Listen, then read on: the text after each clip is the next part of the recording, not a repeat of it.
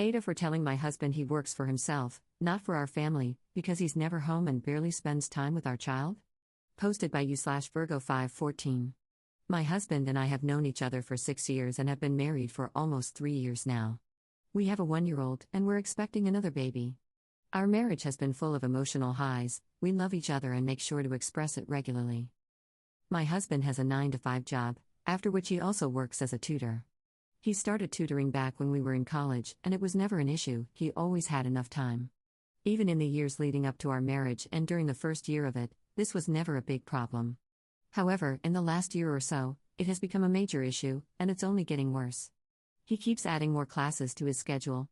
Until last month, we had a firm rule: no classes on Sunday. He would devote that entire day to us. But last month, he even added a class on Sunday, using the excuse that exams were approaching. It started to feel like my son and I were no longer a priority to him. Some days, he comes home at 11 p.m. On other days, he teaches online, but that's not much better because he still can't spend time with us. Last Sunday, I finally spoke up and told him he was neglecting his family. He was offended and told me that he doesn't enjoy having to work so hard, but he's doing it for our family. That's when I told him that, no, I believe he does enjoy it. It gives him an excuse not to spend time with us, and that he's doing this for himself, not for us. As things stand, our combined income is more than enough. There's no real need for him to take on more classes on top of his existing ones. At this point, he's doing it for himself. He's already busy Monday through Saturday, and now he's trying to cross the boundary we set for Sunday. We've been on bad terms since this fight. He keeps saying he can't believe I accused him of working for himself rather than for us. Am I in the wrong here? Relevant comments. Commenter. It's going to be hard, and you're going to have to grit your teeth through it, but if he is working all the time to support his family, love the man and cherish the little time you get with him. He's grinding to support y'all. Would you rather spend all the time in the world together while living in squalor or on the streets? Please support him while he supports his family. Hell, have you told him you're proud of him for working so hard? Ops response. I have a 9-to-5 job too, and like I said, our collective income covers our expenses and then some. If that weren't the case, of course, I wouldn't be angry, I would understand. But given the situation, the fact that he took away the one day we get together just because it's exam season really got to me. I also want to make it clear that I absolutely appreciate how he provides for us to give us a great standard of living, and I've told him this many times. But now it feels like he's adding more work to disengage. Commenter 2. Did he grow up in a lower-income household? His father may have worked himself to the bone to keep them above water, so that may be all he knows. Ops response. No, both of his parents are doctors. That was certainly not the case. Commenter 3. I see where you're coming from, but I have to ask, you sound like you feel secure about your financial situation. But does he think the same? You're expecting another child. You have a 1-year-old with another on the way. I don't know where you're based, but some regions are more expensive than others for families to live in. Based on that information alone, there could be plenty of thought put into whether you both have financial stability for the future. You clearly think so, but does your husband? Have you ever had that conversation with him, fruitfully, honestly, about the objective truth of your financial stability and both of your thoughts on it? Ops response. Yes, we had that discussion before. We talked about how, since we're already comfortable, there shouldn't be any need for a class on Sunday. In fact, at the time, I also thought he should cut down on his existing classes but relented on the Sunday agreement. I didn't think the numbers were important, but a lot of comments, not you, seemed to doubt my judgment that we're stable. I'm an accountant who makes $70K per year. My husband is a software engineer who makes over $100K. Based on how many students he teaches and how many classes he has, he also makes over $100K from that. Our household income covers our expenses. I'm an accountant, this is kind of my bread and butter. Commenter 4. I don't understand why everyone is telling Ops she's the jerk in this. The man is hardly ever home. They don't need the extra money. He's missing out on time with his child, and his wife is feeling sad. Why is he doing it if not for himself? He's clearly not doing it for them. Commenter 5. My ex was like this. After many years, I realized he was avoidant. He also liked playing the victim and sacrificing so much for the family. He got lots of praise for it. We didn't need the extra money, either. All he sacrificed was a marriage and a decent relationship with his children. I hope you can help him see that. Update 1 day later. Thank you for the feedback on the last post. The comments said that my asking him to adhere to the boundaries we established was reasonable. Some comments also suggested that I should not have implied that he works just to get away, so I was a little apologetic as well. After he came back, I decided to talk to him about this. The conversation was a bit of a train wreck. I brought up the fact that our income far exceeds our current and projected expenses, that my son and I were missing him and needed him to spend more time with us, and I made sure to stress that I appreciated all that he did. It just seemed like we were on completely different wavelengths. He said he kept taking on more lessons and students because he wanted us to have a good standard of living, better vacations, better schools, a second house. I was dumbfounded. I never knew he felt that way. I stressed that our current standard of living was great, that we make enough money, and that if he thinks that way, there's no end in sight. What if he decided we should also have a third house or something? Right now, I needed him with me.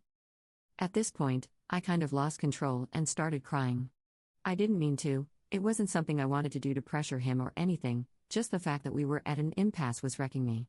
I told him I'd been feeling unhappy, that I kept compromising, and he reneged on it. After some more crying and consoling, my husband agreed that Sunday should have remained off limits.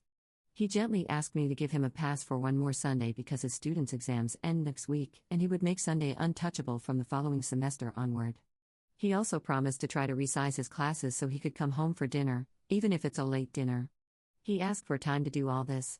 I've given it to him, and I know he loves us enough to do what he promised. Thanks for the feedback on the original post. Relevant comments. Commenter. You need to tell him that he needs to make things right with his family and you right now, or he might end up living in that third house alone. Play Cats in the Cradle as background music. Ops response. I would like the changes to happen immediately, but I want them to be permanent. If he makes a snap decision now but has to revert later, that would suck. So I'm giving him the time to make sustainable changes. I'm getting our Sunday back after the next one, which is progress. At least we're back to the red line. He said he'd already booked a lot of classes for the next semester, so he just asked for time to discuss and rearrange them since he can't just back out on his students after agreeing.